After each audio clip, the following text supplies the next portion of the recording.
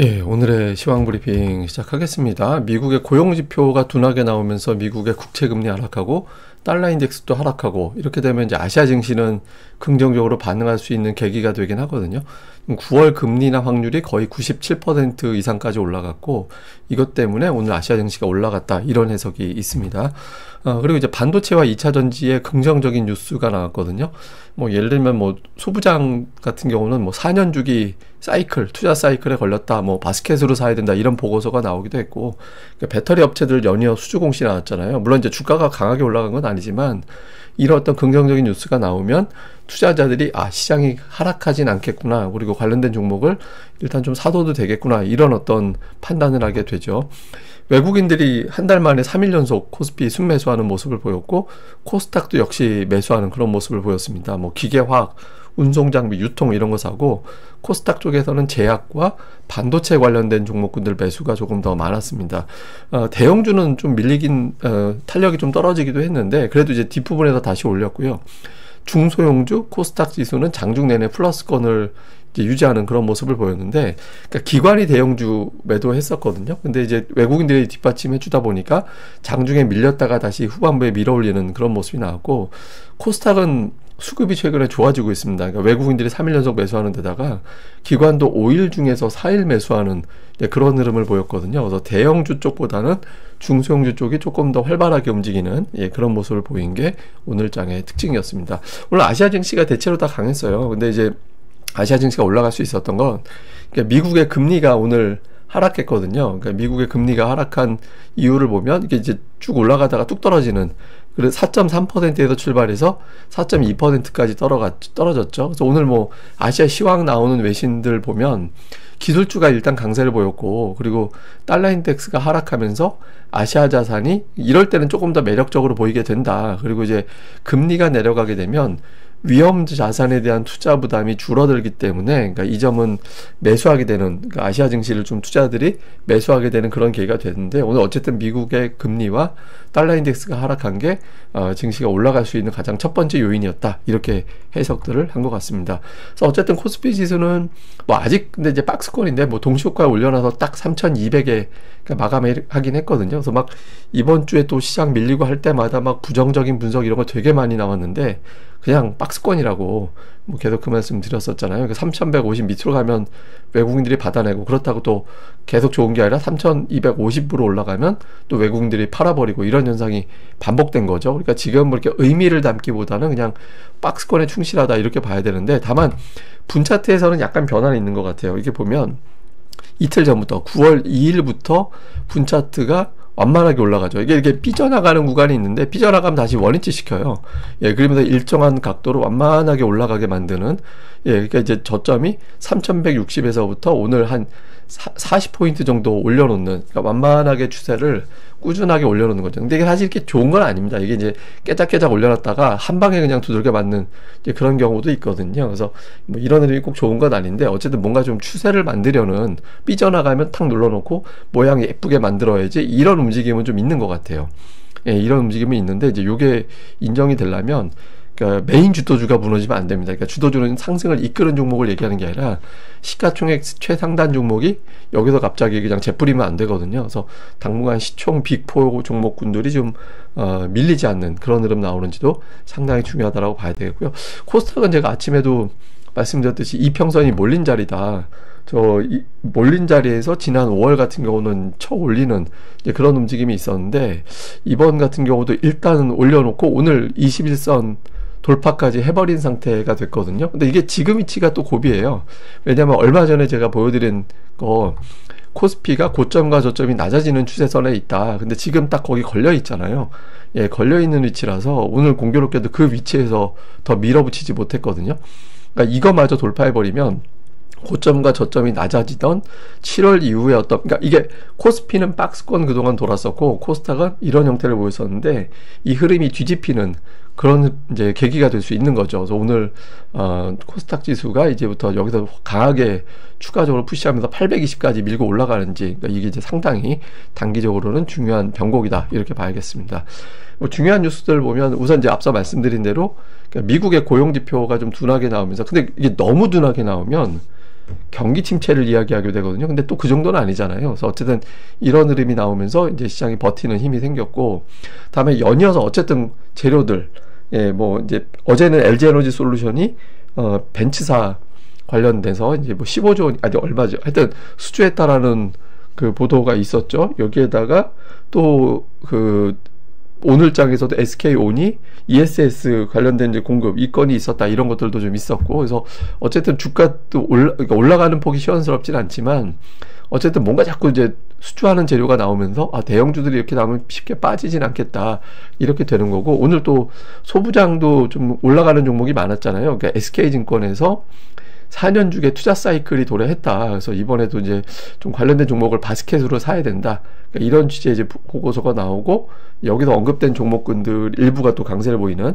이제 그런 모습이 있었습니다. 근데 오후장은 특이하게 중국 증시하고 분차트가 비슷하게 가더라고요. 그러니까 중국 증시가 이렇게 빠지면서 갑자기 우리 코스피 지수도 쭉 빠지는, 그러니까 코스피가 갑자기 빠져갖고 뭔 재료가 있나 좀 살펴보니까 그러니까 중국 지수하고 연동이 되더라고요. 이게 이제 그런 거 있어요. 그러니까 시장에 거래가 많을 때는 별로 이렇게 무시되고 넘어가는데, 거래가 풍부하지 않을 때는 이게 선물 중에서는 일부 선물 움직임이 아시아 증시하고 좀 비슷하게 움직이는, 연동되는 그런 움직임이 일부 좀 있거든요. 그러니까 뭐 거래 많고 매수가 셀 때는 그걸 묻힐 정도로 무시하게 되는데, 활발하지 않을 때는 거기에도 좀 연동이 됩니다. 그러니까 오늘 이런 어떤 중국 증시가 오후장에서 흔들릴 때 이것 때문에 이제 같이 밀리는 그런 모습이 있죠. 그래서 아침에 제가 중국 증시가 좀 특이한 것 같아서 중국의 신용 문제가 좀 있다, 신용 투자가 많이 늘어나는 것 같다라고 말씀을 드렸잖아요.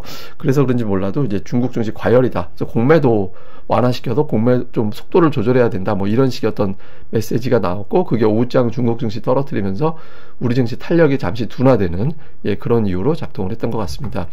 뭐 주요 종목으로는 삼성전자가 다시 21선, 이거 되게 다행이에요. 그러니까 21선 추세가 깨져버렸기 때문에 또 이것도 역시 자칫 잘못하면 고점 저점 낮아지는 추세로 갈 수도 있게 되거든요. 근데 아직까지 21선 회복이 안 됐죠.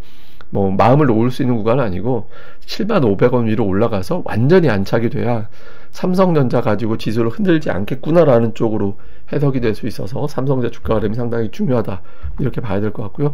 다음에 이제 유니셈, 예, 그러니까 이게 이제 먼저 3대장이 원익 IPS, 유니셈, 그리고 이제 원익 IPS, 그러니까 이런 종목군들, 두산테스나 뭐 유니셈, 원익 IPS가 이게 이제 3대장이었는데, 지금은 유니셈하고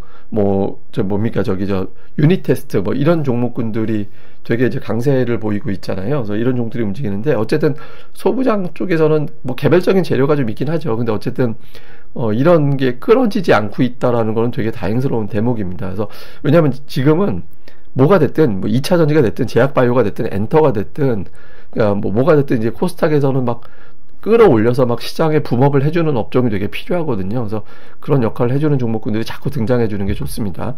그리고 이제 오늘 SK 이노베이션이 올라갔는데, 이거는 정유 때문에 올라간 건 아니고, SK온 관련해서 2차 전지, SK 이노베이션은 정유주도 되지만 2차 전지도 되잖아요. 그래서 오늘 그러니까 이런 재료에 의해서 올라가는 그런 모습을 또 보인 게 특징이었습니다. 근데 오늘 보면 2차 전지가 좀 뒷심이 없긴 하죠. 그러니까 시초가에는 2차 전지가 굉장히 강하게 움직였는데, 그러니까 중반 이후에는 좀 눌리는 그런 모습도 있었거든요. 그래서 조금 항상 장이 좋아지려면 발목 잡는 업종은 없어야 되거든요. 그래서 그런 측면에서 좀 중요한 것 같고, 그 다음에 제가 이제 코스닥에서는 중형주 지수가 되게 중요하다. 그러니까 중형주 지수가 61선 아래에 있었는데 어제 꾸역꾸역 돌파가 됐거든요.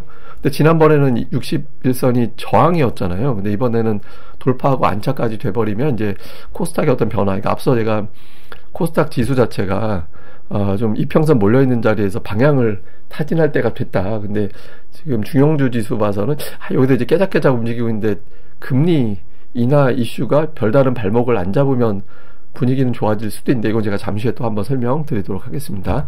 자, 대형주는 오늘 탑10은 장중에 좀 부진함도 있었는데, 어쨌든 종가로는 뭐 삼성전자, 하이닉스가 한 5포인트 정도 올려놓는 그런 효과가 있었고, 뭐 대형주 쪽에서 이렇게 특별하게 발목을 잡고 그런 종목군들은 별로 없었어요. 그러니까 비교적 좀 안정적으로 움직이는 이제 그런 모습이 있었고, 코스닥은 제약바이오 계열의 종목군들, 그러니까 2차 전지는 어정쩡했고, 제약바이오 계열의 대형주들이 좀 여럿이 좀 선전하는, 뭐 삼천당 제약이라든가 코오롱 티슈진이라든가 뭐 선별적이긴 하지만 탑 10권 밑에 있는 종목군들 쪽에서 좀 강하게 움직이는 그런 모습을 보였죠. 그래서 좀 중형주군 이상 되는 종목군들 쪽에서의 종목 장세가 좀 활발하게 나타났다. 이렇게 보면 될 것 같습니다.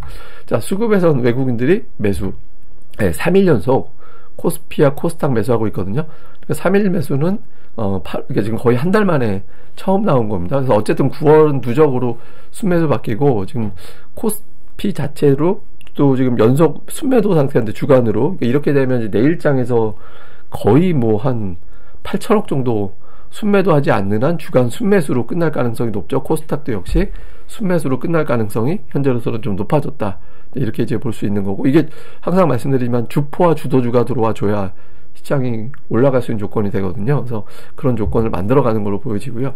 매매하는 업종은 이렇게 업종별 특성은 없었습니다. 그러니까 순매수일 때 뭐 강력하게 매수 규모가 큰 종목은 없었고, 다만 3일 연속 매수 들어오면서 삼성전자하고 SK하이닉스가 다 매수로 들어온 상태가 됐거든요. 그래서 시총 1, 2위 종목을 이제 계속 담기 시작했다라는 거는 좀 나름 의미 있다. 근데 그 외에는 뭐 이렇게 업종별 특징은 없는 것 같습니다. 그다음에 기관은 오늘 네이버하고 하이닉스 매수가 좀 강했죠. 그러니까 두 종목 한 1200억 정도 들어왔고, 이제 그 아래로는 고만고만한데 뭐 방산도 있고 원전도 있고, 예, 뭐 이렇게 좀 섞여 있습니다. 이렇게 뭐 뚜렷하게 어떤 업종을 고르게 담았다, 뭐 이런 느낌은 좀 아니었던 것 같고요. 그다음에 코스닥 쪽에서도 좀 외국인들이 이렇게 특별한 업종은 없는 것 같아요.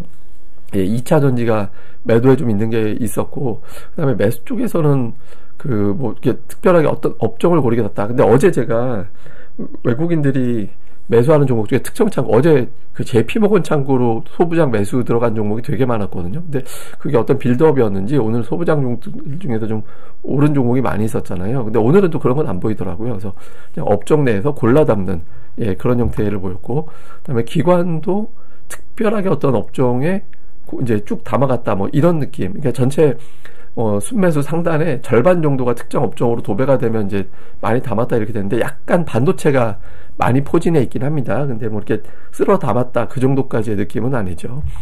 이제 요약 좀 해보면 미국의 고용지표가 계속 나옵니다. 뭐 구인 건수 나왔고, 그다음에 ADP 민간 고용 나오고, 비노고 일자리 나오고, 이렇게 시리즈로 나오게 되는데, 이게 이제 너무 좋아도 그렇고 너무 안 좋아도 그렇거든요. 그냥 예상치 좀 비슷하게 나오거나 뭐 그 정도 나오는 게 지금은 좀 필요하긴 합니다. 그리고 이제 알파벳 애플이 어제같이 올라갈 수는 없잖아요. 예, 어제같이 올라갈 수는 없어서 알파벳 애플 이외에 다른 종목군들의 움직임이 오늘은 중요합니다. 예를 들어서 뭐 엔비디아나 그러니까 마이크로소프트라든가 뭐 메타라든가 테슬라라든가 이런 종목들이 움직여줘서 빅테크가 돌아가면서 지수를 땡긴다. 그러니까 이런 구도 만들어주는 게 되게 중요하죠. 그리고 우리 증시는 일단 외국인 투자자들이 매수를 했다. 이건 다행인데 본격적으로 매수가 시작된 건지 여부는 사실 애매하죠. 근데 보통 이틀 연속 3,500억 이상 연속으로 매수 붙으면은 그냥 괜히 매수한 건 아니거든요. 그래서 조금 외국인들이 돌아선 느낌이 있긴 한데, 이게 이제 고용지표라는 큰 고비가 있어서 뭐 미리 좀 외국인들이, 그 중에 일부 투자자들이 고용지표 잘 나와서 금리나 확실시 된다 이런 분위기로 좀 먼저 베팅을 한 걸로 보여지거든요. 네, 그런 게 이제 계속 이어지게 되는지. 그리고 특히 코스닥은 이제 앞서 말씀드린 대로 고점 저점 연결할 때 고점권인데, 여기서 이제 주도주가 절실합니다. 예, 제약바이오가 됐든 2차전지가 됐든 반도체가 됐든. 그래서 여기서 어제부터 이제 저 소부장 쪽의 어떤 종목들도 좀 움직이고 제약바이오도 조금씩 움직이고 이런 변화가 있거든요. 그래서 앞서 말씀드린 3개 중에서 2개 정도가 꾸준하게 올라가는, 예, 그런 움직임이 나와지면 코스닥이 이번에 변했다 이렇게 판단할 수 있는 기준이 돼서 그런 부분들이 나오는지 잘 봐야겠습니다. 예, 이건 뭐냐면 미국의 고용지표 중에서 그 실업자하고 이게 구인 공고 비율이에요. 그러니까 이게 이제 만약에 1대1이다 그러면 실업자하고 고인 공고하고 비슷하다. 그러니까 일자리 구하는 게 딱 맞추면 그냥 구할 수 있다라는 건데, 이게 한참 좋을 때는 1대2였거든요. 그러니까 내가 이제 뭐 둘 중에 하나 기업을 취직할 수 있는 거였어요. 기존에는 한때 피크 때는 그렇게까지 갔다가 지금 1.0 밑으로 내려갔거든요. 그러니까 일자리가 조금씩 부족해지고 있다라는 거예요. 예, 그냥 요거에서 미국의 고용이 좀 둔해지고 있구나라는 걸 보여주는 대목인데, 이것도 사실 뭐 그렇게 뭐 나쁘다라고 할 정도는 아닌데 상대적으로 흘러내리는 각도라서 이게 좀 불안한 거죠. 어쨌든 금리 인하 확률이 거의 97, 98%까지 올라왔거든요. 근데 이게 중요한 게, 고용이 적당하게 부진하게 나오면 경기 둔화를 예방하기 위한 금리 인하, 그래서 주식시장이 올라갈 수 있는 그런 계기가 될 수 있습니다. 근데 그게 아니라 고용이 너무 심하게 부진하면 시장은 선택을 하게 될 거예요. 이거는 금리 인하해서 증시가 금융시장 경기가 방어가 되겠구나 이렇게 좋게 해석하는 쪽도 있겠지만 나쁘게 해석하는 쪽은 경기 침체다. 그 프레임으로 몰아가면서 시장을 또 흔들어 버릴 수도 있거든요. 그래서 지금은 고용지표가 너무 나빠서 어떻게 생각해야 되지? 이런 고민을 하게 만드는 것보다 적당하게 나와서 예상치에 거의 전후에서 플러스 마이너스 10% 범위? 그 정도 안쪽에서 결과 나와주는 게 경기 방어적인 금리라 이게 주식시장이 제일 좋은 거거든요. 그래서 그런 흐름이 나오는지가 되게 중요하고 그 흐름이 나와주면 아마 지금보다 조금 더 뚜렷하게 증시의 색깔이 좀 나오지 않을까 이렇게 보여집니다. 근데 제가 일관되게 말씀드리지만 지수에 대해서 너무 막 고민하지 말자 지금은. 그러니까 상승 이후에 이제 매물 소화하고 있는 과정으로 보여지기 때문에 근데 지금 조금씩 코스닥 같은 경우는 뭔가 좀 중요한 어떤 기준점에 와 있는 상황으로 보여지거든요. 그래서 업종별 수급이 좀 빌드업이 되는 꾸준하게 매집이 되거나 매도하다가 이제 매도 끝 이제부터는 빈집털이 시작 이런 구도로 바뀌는 종목들이 나올 수 있으니까 이런 것들에 좀 집중하고 제가 매일 그래서 업종별 종목별 수급 동향 보여드리잖아요. 근데 그런 데서 계속 또 힌트를 찾아보도록 하겠습니다. 저는 또 다음에 뵙겠습니다. 이 방송 구독하기 좋아요까지 꼭 부탁드립니다. 감사합니다.